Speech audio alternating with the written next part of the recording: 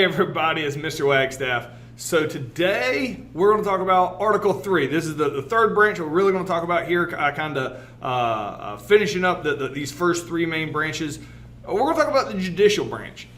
The Judicial Branch is a little bit different. And the legislative body, they got a zillion little laws all about it, and everything you can and can't do here, that, how a bill passes. We talked about that. The executive branch was really different. It really focused on like one person, the president, who ran the executive branch. However, he saw fit for the most part, he or she, for the most part. The judicial branch is what we're going to start talking about today. The judicial branch is different because the judicial branch is charged with making sure everybody follows the rules. Now, what rules are you talking about? This is the Constitution. So the judicial branch's job is to make sure people follow the Constitution, and it's really cool. So let's get started here. All right, so the national government part 3, because this is Article 3, establishes the judicial branch, which again, the job of the judicial branch is basically to make sure everybody follows the rules, right? And those rules are the Constitution. Now, the Article 3 of the Constitution kind of spells out having, the U.S. Supreme Court. It's actually relatively vague on what the Supreme Court or the court systems in general have the ability to do. It does basically say they're supposed to, enforce the rules, but they're vague on it. So it leads to a really, really interesting story. So before we even get started, I want to tell you one of the most important stories that has to deal with the judicial branch. It is absolutely the most important story with the judicial branch. And it's weird. It's a weird story, which to me, I think that makes it even better. All right. It's a famous court case called Marbury v. Madison. Now, if I just tell you what the court case is, and then I turn around and tell you what the outcome of it is, there's like a 0% chance you would piece together the story of what actually happened. So I'm going to tell you the actual story, and you know what? No more precursors. Let me just start telling you about it. So, in 1800, you're like, oh, here we go. No, it's a cool story. So, stay with me. So, I wish I had like cool pictures. I usually get paintings of them. They don't have photographs. So, in 1800, there's a presidential election. John Adams, all right, is going to run for re-election as the president of the United States against Thomas Jefferson. All right. Now, in 1796, 4 years before this, George Washington, he'd served 2 terms. Like, I don't want to serve again. John Adams was George Washington's vice president, and John Adams runs for president in 1796 against Thomas Jefferson and wins big. All right. So this is like round 2 in 1800 between John Adams and Thomas Jefferson. However, John Adams isn't liked very much anymore at this point, and it's pretty obvious that Thomas Jefferson is more popular. So, in this election, really a surprise to no one, Thomas Jefferson is going to get more votes than John Adams. So Thomas Jefferson, this guy, becomes the president in 1800. Okay, Mr. Wagstaff. All right, stay with me here, but I need you to understand the players in this little story that's getting ready to happen. So Thomas Jefferson wins, but the election was in November of 1800. Remember, there is a delay until the president takes over. That got moved up with FDR. We talked about that earlier in this unit. So he has to wait until March until he actually takes over. So that leaves John Adams, who is still the president, still how it works today. Even though he lost the election, he is still president for a few more months. All right. So Thomas Jefferson just has to wait while John Adams remains the president. So this is John Adams here. Oh, the red arrow pointed at him. John Adams knows that Thomas Jefferson is going to do things differently, all right? Because he's a Jeffersonian Republican and outside the scope of what we're talking about right here, but he is a Federalist. John Adams is. So one of the things that the president can do is appoint a whole bunch of judges to these positions of power, all right, at the very end of his term. So with 2 days left in his time in office, he's going to appoint 60 different people to judgeships. All right, so he's going to appoint 60 new judges, all judges that he thinks will uphold, his ideas as Thomas Jefferson comes in. All right, so one of John Adams' one of his appointees, one of the people he was appointed to be a judge, is this guy named William Marbury. All right, it's the guy with the arrow pointed at him now. All right, so William Marbury, there's an official document that says, "I, John Adams, President of the United States, say you are a judge." However, William Marbury, the guy with the arrow pointed to him, doesn't actually get to be this judge until he gets that piece of paper in his hand. Well, this is 1801. This is March of 1801. And so the Secretary of State under John Adams is tasked with going all over the country and giving these 60 pieces of paper to 60 different men. They don't have cars, they have like horses and wagons. So not surprisingly, this does not get accomplished in 2 days. Only about half of them get handed out. And so William Marbury is one of the guys who did not get his piece of paper that has his name on it, and John Adams signed it and said you can be a judge, but he has not received it. So Thomas Jefferson gets sworn in as a president, all right? Thomas Jefferson, because when he comes in, he's going to have a new Secretary of State, a guy named James Madison, all right? I'll label their names here for you. So Thomas Jefferson, President Thomas Jefferson now, tells Secretary of State James Madison, do not deliver any more of those pieces of paper. I don't care if John Adams signed it or not. I am going to fill those empty 30 seats or however many seats are still open with different people. All right. Well, who's going to be angry? William Marbury. So Marbury here, not a judge. I know, that's got to be to say not a judge, but he's not. He has to have that piece of paper. Marbury demands that Madison, who's supposed to be giving out these pieces of paper, even though Thomas Jefferson told him not to, you have to give me that piece of paper. Marbury says since John Adams, when he was the sitting president, signed that piece of paper, from that point on, I should be a judge. You have to give me that paper. You can't go against the wishes of what was a sitting president. James Madison's like, nah, you ain't got that piece of paper. I ain't giving it to you.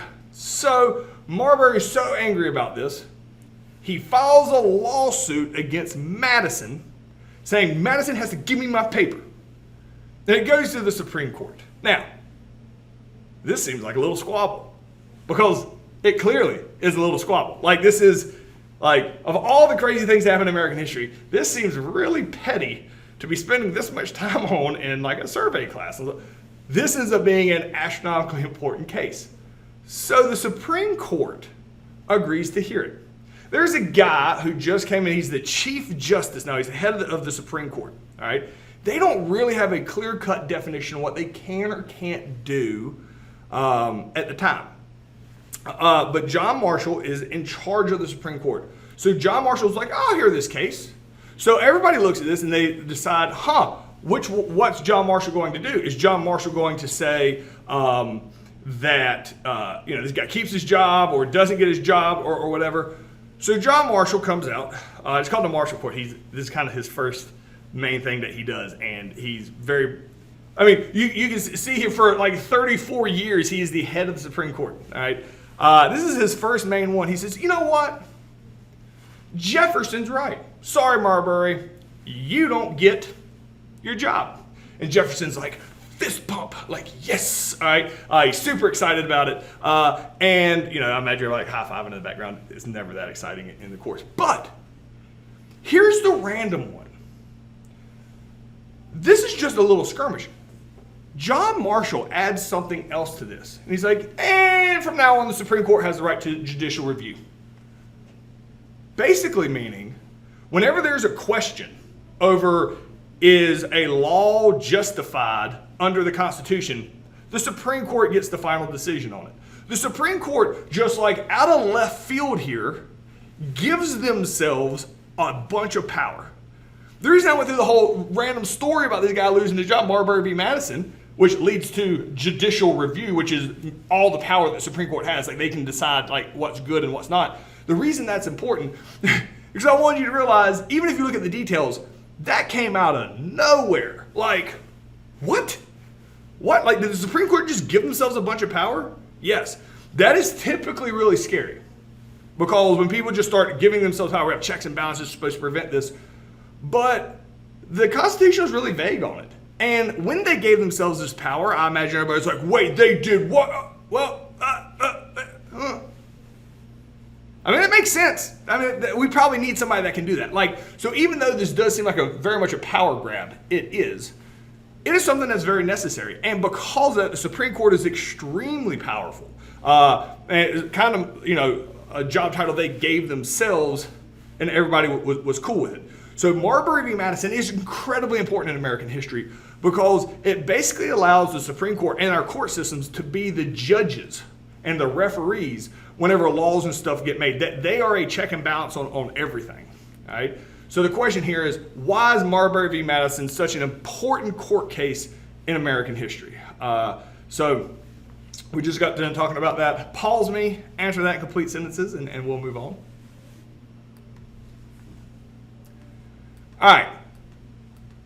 So the court system gets really complicated. This is one of those things, either you make a whole course out of it, or you kind of just hit the highlights and reference back to it. I don't even think you could do it justice by doing it a unit. It's basically either an entire course or one lesson. I chose the one lesson because I can't do a whole course on it. So it gets complicated. So I'm going to try to simplify this as much as possible. So yes, you have the Supreme Court, and they basically make sure that federal laws apply to the Constitution and that nothing violates the Constitution. Like, you can't pass a law saying guns are illegal, because then the Supreme Court will be like, the Constitution clearly says you have a right to bear arms. You can't just make guns illegal. Like, so yes, the Supreme Court does that. But the entire judicial system is really complicated as you get further down, because everything gets managed, this and that. So there are, exclusive federal jurisdictions, basically things that the federal government is over, and you can see them here. They're all super exciting things like antitrust lawsuits, copyright, patents, suits against the United States, other specified, what you would think of as boring stuff. Concurrent jurisdictions, which means, because there's state governments and there's federal governments, obviously, all right?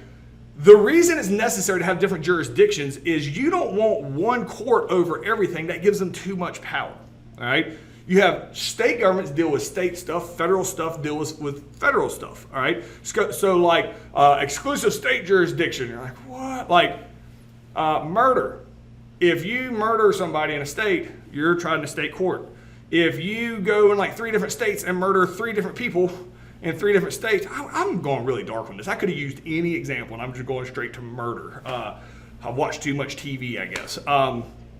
But if you murder 3 different people in 3 different states, then since each state might have their own jurisdictions, then the federal government would probably go in and try them, because it becomes between multiple states. So that's the type of stuff that's concurrent jurisdictions, where in certain situations the federal government will try them. And so exclusive state jurisdictions is basically anything that is not clearly laid out for the federal government is tried in the state courts, because that is the amendments. Anything not clearly given to the federal government, the states are in charge of. States also deal with issues between states. The federal government does, but it is important to have multiple jurisdictions so that they can kind of feed off each other. If you have just one court, that there's no other precedent being set by another court.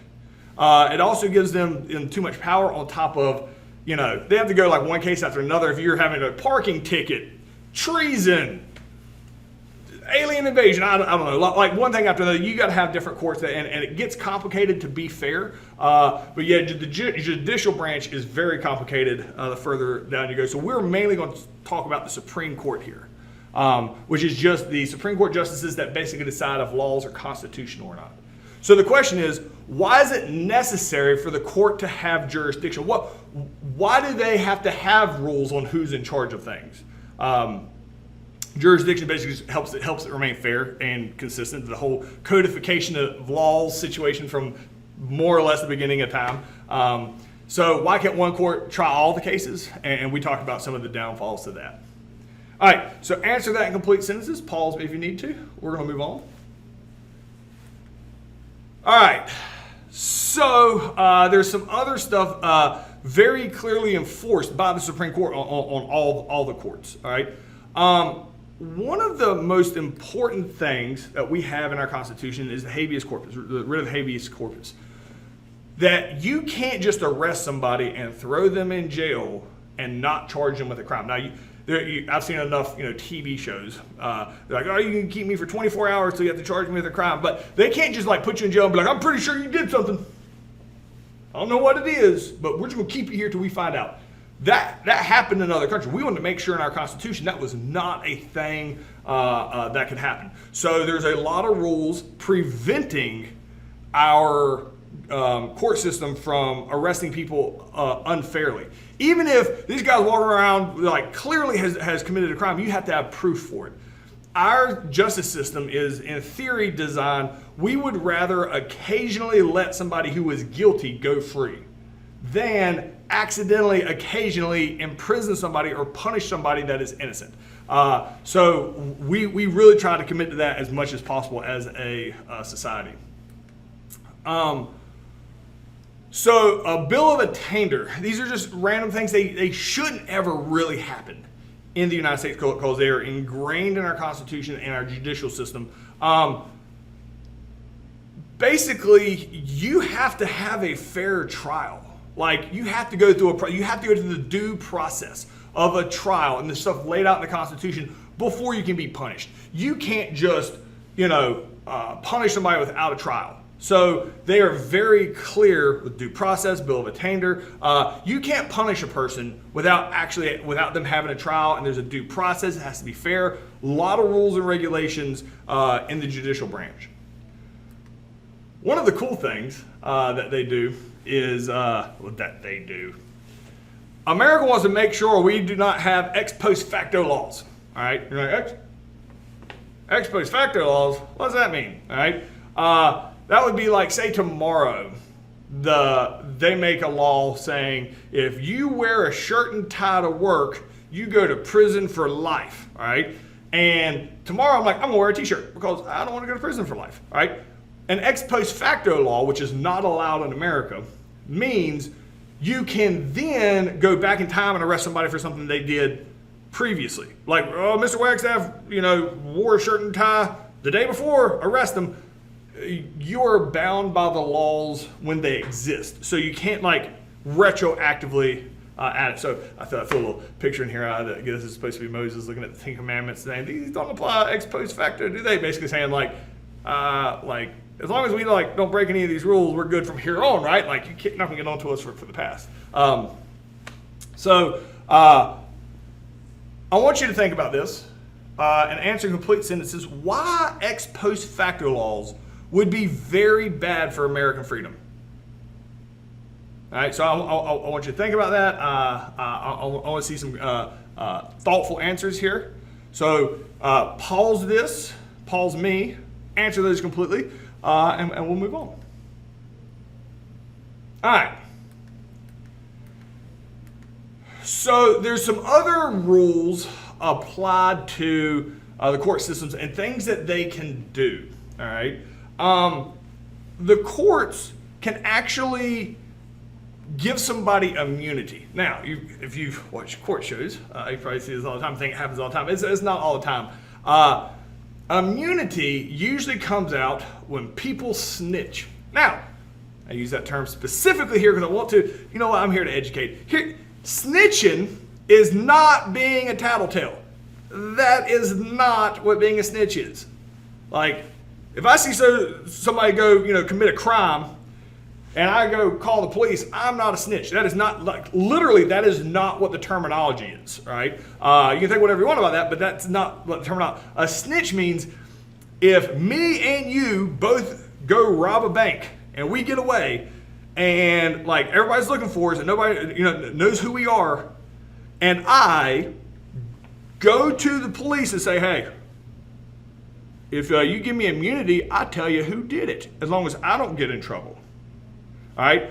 That's snitching. That is benefiting, yourself at the sake of somebody else when you also did something wrong and did something bad. So immunity is used kind of in those situations. Immunity would be like, okay, Mr. Wagstaff, you get immunity. You tell us who did it. And that is something the courts are allowed to do. They don't use it nearly as often as TV makes it out to be. But immunity, they can basically stop somebody from getting in trouble for a certain thing, and that's usually in exchange for some type of information that really helps other people. Like, hey, see, you got a rocket launcher here. That's illegal. If we won't throw you in jail if you tell us where you bought your rocket launcher from, kind of thing. Like we'll give you immunity for bigger fish. That is something that court systems can do. As far as the Supreme Court goes, there's a couple interesting things that the Supreme Court can do, and this is extremely rare to happen, but it is cool. It is censure, all right? So not the first one, which is censor, to forbid. The middle one is censor, like a smoke detector. That's not that one either. Censure is basically, if you get censured by the Supreme Court, that is a huge slap on the wrist. It's so bad that it's basically like, your parents being like, I'm not mad, I'm disappointed. Like censure on a formal rebuke, saying like, and this happens, here's who gets this. Like me and you wouldn't ever get this unless you were an elected official. In like the Supreme, in the House of Representatives or the Senate, if they're doing something just wild and crazy, the courts can censure them and basically say, what you're doing is wrong, you need to stop, like it's shameful, this goes against America. And so that doesn't happen real often, but it can, and it carries a lot of weight, because if you're censured and you don't change your ways, they can expel you. Expulsion. The Supreme Court can kick you out of Congress. I honestly, off the top of my head right now, don't know when that has happened. I'm sure I could Google it right now. I probably should have before I started teaching this, and tell you a time when it actually happened. I'm sure it has happened at some point. I don't know of it happening. People who have gotten censured before, absolutely. Usually they, slow it, because after that, they can expel you and kick you out of Congress after that.